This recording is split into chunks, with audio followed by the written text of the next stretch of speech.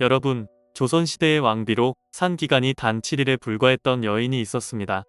아니, 정확히 말하면 왕비로 책봉조차 되지 못한 채 궁궐에서 쫓겨난 여인이 있었습니다. 1506년 음력 9월, 중종 반정이 일어난 바로 그날, 한 여인의 운명이 완전히 뒤바뀌었습니다. 그녀의 남편은 하루아침에 왕이 되었고, 그녀 역시 당연히 왕비가 될 것처럼 보였습니다. 하지만 7일 후, 그녀는 궁궐 밖으로 쫓겨나야 했습니다. 그녀는 신씨, 훗날 단경왕후라 불리게 될 여인입니다. 도대체 무슨 일이 있었던 걸까요? 왜 조선 역사상 가장 짧은 기간만 왕비의 자리에 있다가 쫓겨나야 했을까요? 그리고 그녀는 왜 죽은 지 200년이 지나서야 비로소 왕비로 인정받을 수 있었을까요? 오늘은 조선 역사상 가장 비극적인 왕비, 단경왕후의 이야기를 들려드리겠습니다. 신씨는 1487년 음력 1월 14일에 태어났습니다.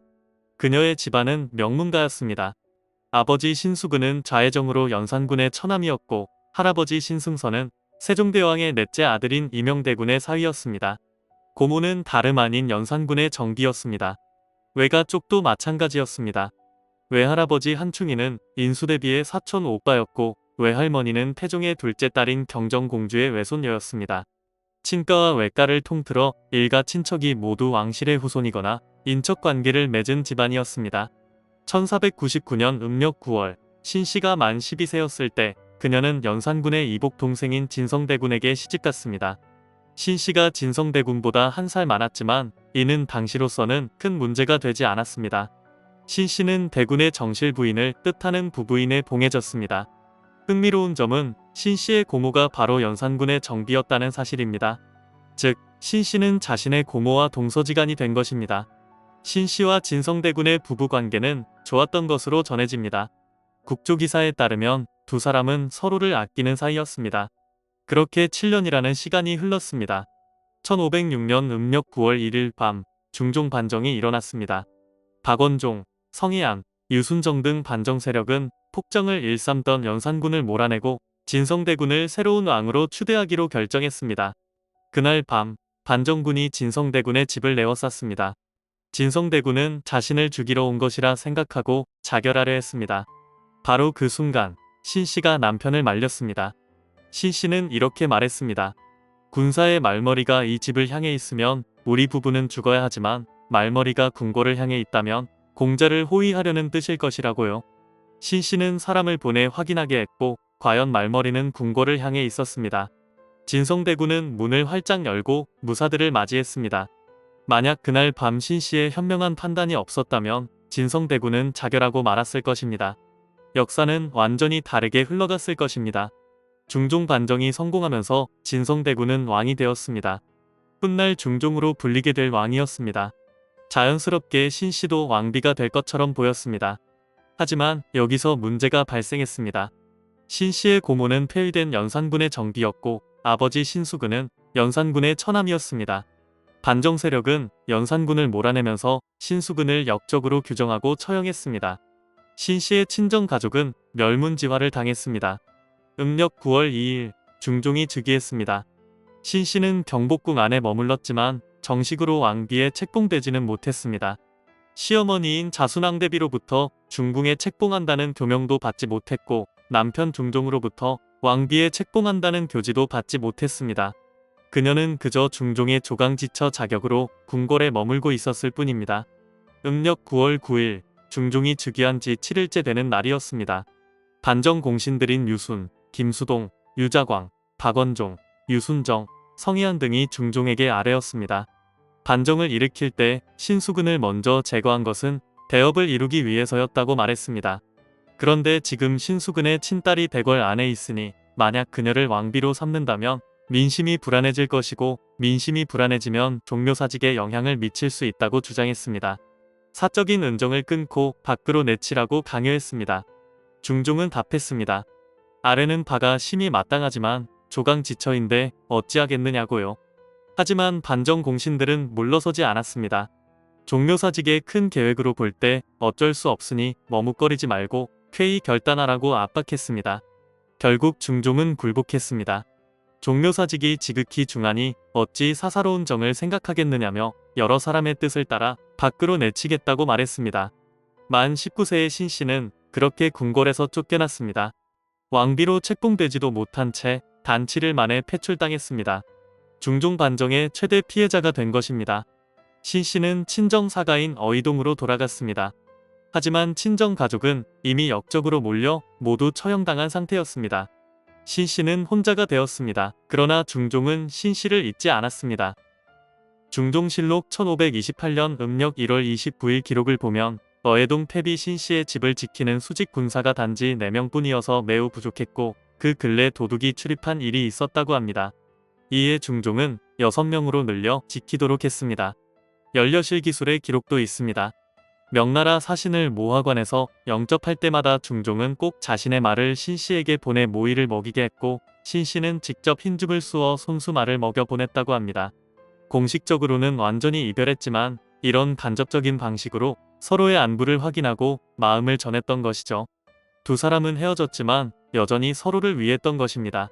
1515년 음력 8월 중종의 두 번째 부인인 장경왕후 윤씨가 세자를 낳고 사망했습니다. 그러자 담양부사 박상과 순창군수 김정이 신씨를 복위시켜야 한다는 상소를 올렸습니다. 이때는 신씨의 폐출을 주장했던 박원종, 성희안, 유순정, 유자광이 모두 죽은 뒤였습니다. 중종의 의지만 있었다면 신씨의 복위가 가능한 시기였습니다. 하지만 중종은 복위를 허락하지 않았습니다. 만약 신씨가 복위되어 아들을 낳는다면 중종의 첫 번째 부인인 신씨에게서 얻은 아들을 적장자로 봐야 하는지 아니면 장경왕후가 낳은 중종의 첫 번째 아들을 적장자로 봐야 하는지 후계 논란이 생길 수 있었기 때문입니다. 1529년 음력 9월 충청남도 부여에 사는 김식이라는 사람이 중종에게 상소를 올렸습니다. 신씨를 패한 죄목이 무엇이냐고 물으면서 공자는 얼룩소의 새끼라도 빛깔이 붉고 뿔이 똑바로 났으면 버리지 않는다고 했는데 신씨의 덕은 얼룩소만도 못하다는 말이냐고 항의했습니다. 중종은 이 상소를 읽고 격분했지만 자신이 신하들에게 직언을 해달라고 요청한 상황이었기에 김식을 처벌하지는 않았습니다. 결국 신씨의 생전 복위는 이루어지지 않았습니다. 신씨는 어이동 사가에서 독수 공방하며 살았습니다. 1544년 음력 11월 중종이 승하했습니다. 중종실록에 따르면 중종이 승하하기 전날 한 여인이 은밀히 궁으로 들어갔다고 합니다. 세간에서는 그 여인이 패비 신씨이며 중종이 죽기 직전에 마지막으로 전처의 얼굴을 한번 보려고 불렀을 것이라고 수군거렸습니다. 사관의 기록으로는 그 여인은 중종의 쾌유를 빌기 위한 여승이었다고 하지만 두 사람이 마지막으로 만났을지도 모른다는 이야기가 전해집니다. 야사에는 치마바위 전설도 있습니다. 중종은 신씨를 복위시키지는 못했지만 마음속으로는 매우 그리워해서 신씨가 사는 사가 방향을 자주 바라보았다고 합니다. 그 사실을 전해들은 신씨는 중종이 볼 수 있도록 자신의 빨간 치마를 인왕산의 바위 위에 걸어놨다는 이야기입니다. 중종이 죽은 후에도 신씨는 10여 년 더 살았습니다. 중종의 아들인 인종과 명종이 신씨를 자주 챙겨줬다는 기록이 있습니다. 1557년 음력 12월 7일 신씨는 만 70세의 나이로 세상을 떠났습니다. 중종이 죽은 지 13년이 지난 후였습니다. 사인은 낙상 후유증으로 추정됩니다. 조선시대 기준으로는 상당히 장수한 셈이었습니다. 하지만 만 19세에 폐비되어 거쳐 밖을 함부로 나가지도 못하고 반세기를 혼자 독수 공방하며 살았음을 생각하면 장수한들 별로 좋은 일이 아니었을 것입니다. 신씨가 죽은 후에도 그녀는 계속 패비 신씨로 불렸습니다. 정식 왕비로 인정받지 못했던 것입니다. 그러다 신씨가 죽은 지 182년이 지난 1739년 음력 2월 영조 제위 15년째 되는 해에 유생 김태남이 영조에게 신씨를 복위시킬 것을 주청하는 상소를 올렸습니다. 사실 영조는 예전부터 마음속으로 신씨를 복위시키기로 결심한 상태였습니다. 영조실록에 따르면 영조는 김태남의 상소가 올라오기 전에 이미 신하들에게 신씨 복위 문제에 대한 의견을 물어본 적이 있었습니다. 몇몇 신하들은 처음부터 책봉하지 않았고 사가에 나가 있었으니 복위를 논할 수 없다는 입장을 보였습니다. 하지만 영조의 의지는 이미 결정되어 있었습니다. 신씨가 복위될 것이라는 이야기가 장안에 퍼졌습니다. 때마침 김태남이 영조의 속마음을 그대로 담은 상소문을 올리자 영조는 기뻐하면서 얼른 이 문제에 관한 조정의 의견을 모으라는 명을 내렸습니다. 그리고 마침내 신씨는 사후 복위되었습니다. 단경왕후라는 시호를 받았고 휘호는 공소순열이라고 올려졌습니다. 양주 장흥에 있던 신씨의 무덤도 온릉으로 정식 승격되어 왕비의 격식에 맞게 다시 조성되었습니다. 신씨의 아버지 신수군도 복권되었습니다. 영의정 익창부원군으로 추증되었습니다. 영조는 신수군의 충성심을 포은 정몽주에 비교했습니다. 죽은 지 200년 만에 신씨는 비로소 정식 왕비로 인정받았습니다. 중종의 첫 번째 부인이자 조강지처였던 그녀는 생전에는 단 하루도 왕비로 살지 못했지만 죽은 후에야 비로소 영원한 왕비가 되었습니다. 단경왕 후 신씨 그녀는 중종 반정이라는 역사의 소용돌이 속에서 가장 큰 희생을 치른 여인이었습니다. 만 12세에 혼인하여 만 19세에 쫓겨났고 만 70세에 세상을 떠날 때까지 50년이 넘는 세월을 홀로 기다렸습니다. 하지만 역사는 그녀를 잊지 않았습니다. 200년이라는 긴 시간이 걸렸지만 결국 그녀는 조선의 정식 왕비로 자리매김했습니다. 오늘 이야기가 흥미로우셨다면 구독과 좋아요 부탁드립니다. 역사 속 숨겨진 이야기들을 계속해서 전해드리겠습니다.